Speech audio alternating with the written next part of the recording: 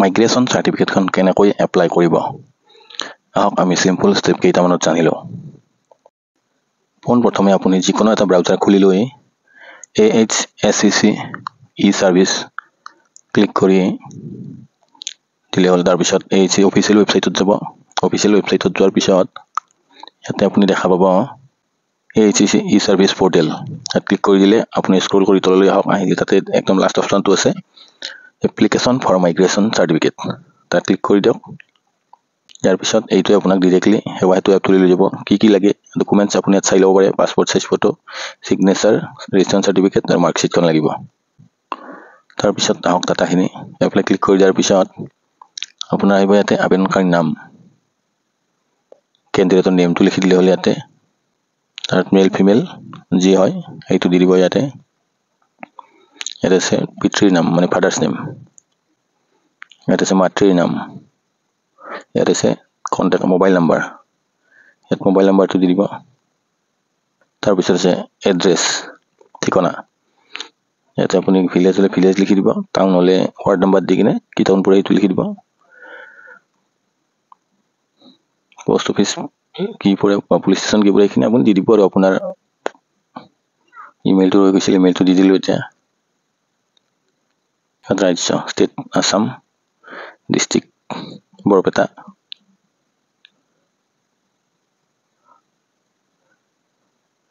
ইয়াৰ পিছত নেক্সট আছে আপোনাৰ যদি এড্ৰেছ প্ৰেজেণ্ট এড্ৰেছ আৰু পোষ্টেল এড্ৰেছ সেম হয় তেতিয়াহ'লে তাতে আপুনি ক্লিক কৰি দিব। এইটো পিন নাম্বাৰটো দিলোঁ, এতিয়া ক্লিক কৰি দিলে হ'ল, বেলেগ একো কৰিব নালাগে আৰু। আহি কিনে তলত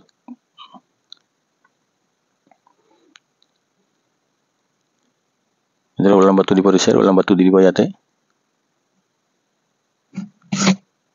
নেক্সট ক্লিক কৰি দিয়ক।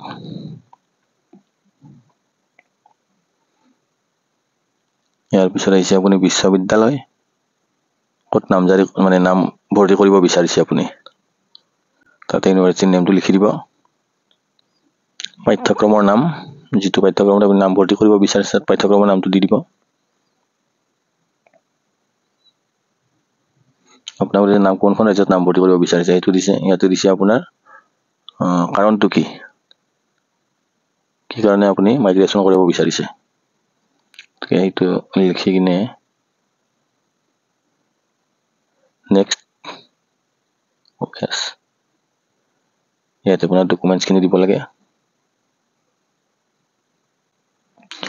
যি যি দিছে ডকুমেণ্টছ সেইখিনি ডকুমেণ্টছ আপুনি ছাবমিট কৰি দিব। ইয়াতে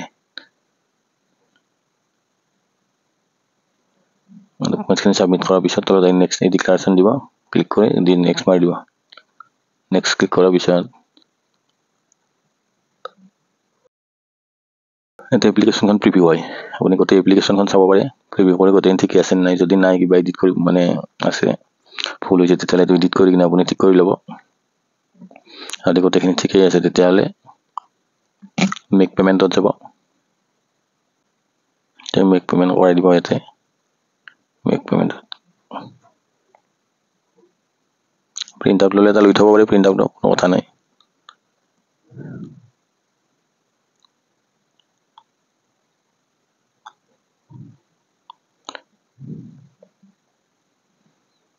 এইটো মেক পেমেণ্ট কৰাই দিয়ক। নাম্বাৰ অফ প্ৰিণ্টিং পেজ যিকেইটা প্ৰিণ্ট কৰিছে কেইটা দি দিব ইয়াতে। নাম্বাৰ অফ স্কেনিং পেজ কি স্কেন কৰিছে কেইটা পেজ এইটো দি দিব ইয়াতে। পে নাও তাৰপিছত ছেকেণ্ড অপশ্যন আহি যাব পেমেণ্ট গেটৱে UPI-টো কৰি দিব ক্লিক। তাৰপৰা তলত এগ্ৰি এইটো চিলেক্ট কৰি দিব বেংকটো।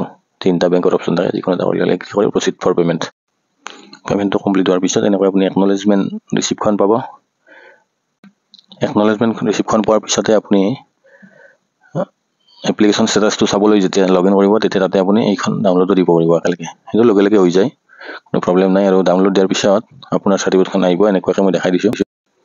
এইখনে আপোনাৰ চাৰ্টিফিকেট, এইখন আপুনি প্ৰিণ্ট দি ওলাই ল'ব।